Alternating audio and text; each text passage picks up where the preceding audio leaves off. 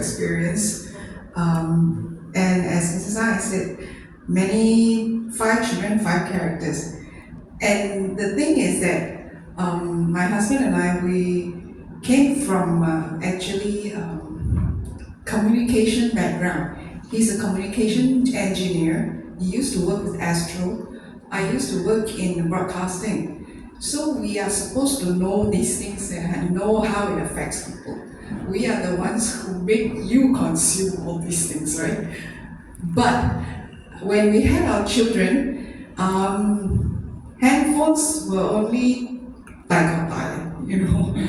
And then when my eldest was 12 years old, handphones were coming in already. But it was the Nokia brick type that cannot spoil one. And the only games that they could play was Snake. Remember Snake? Yeah. So those were the handphones. And my husband felt that because my children we were sending them to Penching. We live in Pudong, and they had to take public transport sometimes. So a handphone would be something useful for them to have in case of emergencies. So they had the handphones and it was fine, but very soon after smartphones came, we were unprepared for smartphones. We did not know the possibilities that smartphones can give. And so when the phones were upgraded, while we were still learning, this and that, how to use it, and we were the first generations getting involved with Facebook. And wow, seeing friends, how many friends 20 years ago, all back in Facebook, so happy. Our children were doing a lot more things with the smartphone, and without knowing. One of them got addicted, and he was playing. He was using it to play games online with people out there. We didn't even know. He was taking money to the extent that when he finished his pocket money, he would take from me without my knowledge. So I'm standing here letting you know the failures that we have went through, that we have gone through as parents. And it was a difficult time. It was not easy. We had to make a lot of restrictions.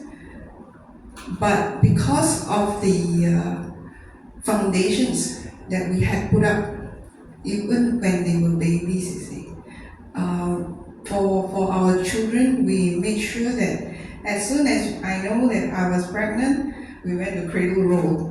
In our church, we have classes for babies from 0 up until 12 years old, children's ministry.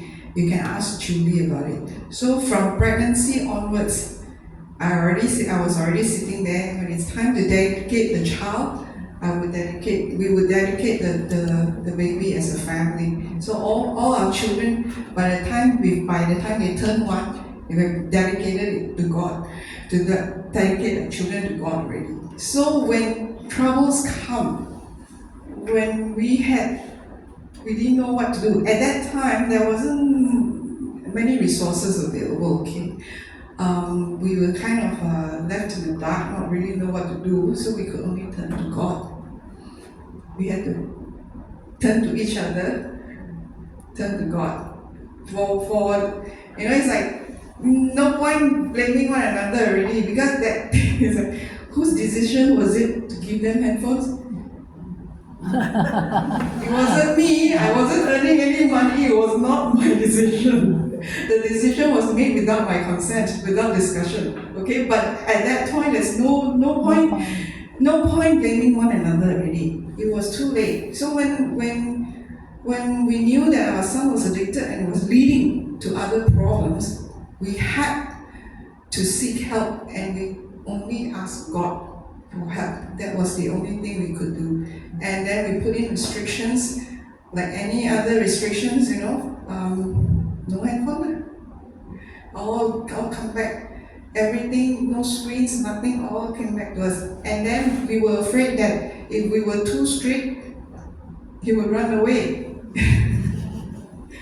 Because he was studying in Kunching, Kunching, is like so far away from Putong. And he's in Kunching, the school ends 3 o'clock.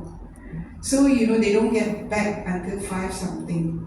So it's like you are releasing your child out there, knowing that he has problems, knowing that he is in conflict with you and the whole family, but you have to trust God. You just have to trust God that God will bring him back. And on top of all these problems, we found out that he had a girlfriend. He was 14. So it's like, stop the girlfriend business, stop the headphone, stop the PC, everything stop. And I was like, 14 years old. You don't know what the brain is thinking. If he doesn't do it, would he run away? Even for one day, he might, just to spite you or whatever. I wasn't feeling very confident as a mother at that time. And in fact, he did not come home when he was trying to come home. My daughter, same school as him, called me up. Mommy, I cannot find Lucas. His name is Lucas. I had to call the school. I had to humble myself. I told the school what was going on. Help, please.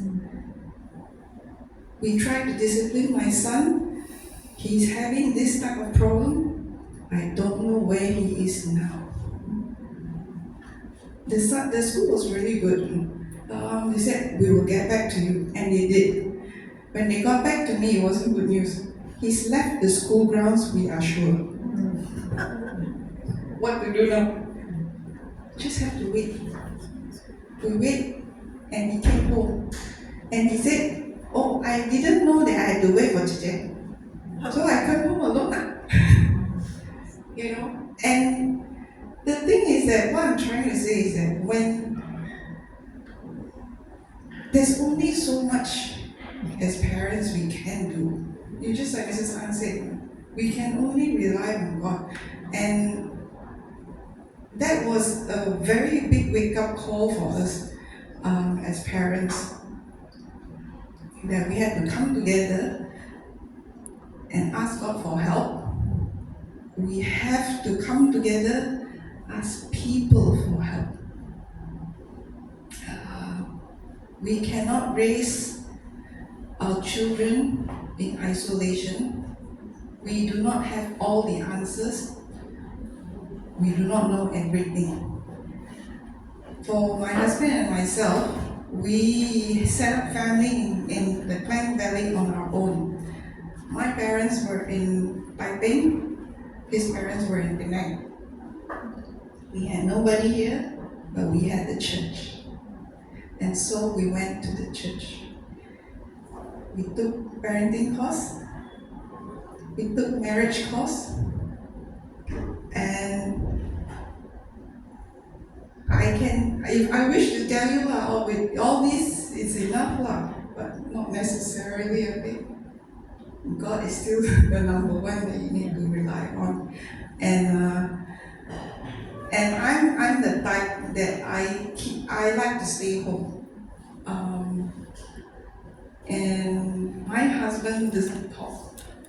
So even though I like to talk, but he doesn't talk, I stay home. I ended up not talking to myself. Everything went internal. Everything went in my head. Okay, I developed depression. And so I went to Family Life.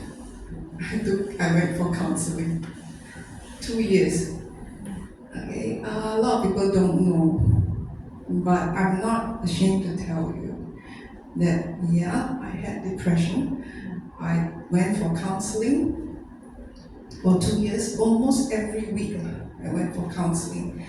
A 2-hour session with Pastor Lillian Dorai. Yeah. And again, the church and community helped to make it happen. Because when I went, my youngest child was about 3 years old. Somebody had to take care of her. So a lady from our home fellowship took care of her. And she never asked me why you have to go to church. She never asked me. Until when everything was fine already, when I was better already, I told her, thank you so much. Without your help, I would not have been able to get help. So, I guess what I'm trying to say, without taking up too much of your time, is that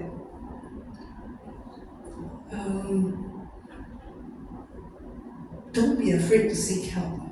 If you see needs in yourself, in your marriage, in your family, your children, or even, it's like if you see your neighbors or, whoever, that you can offer help. And know the resources that the church has. We have so much resources in church. I even went to healing and deliverance, and that was my latest one. Yeah, and I got so much help from church. It's like I'm promoting FGA, but really, I got a lot of help from church and the community from church. And this is something that I just want to encourage everyone here. Yeah, praise God.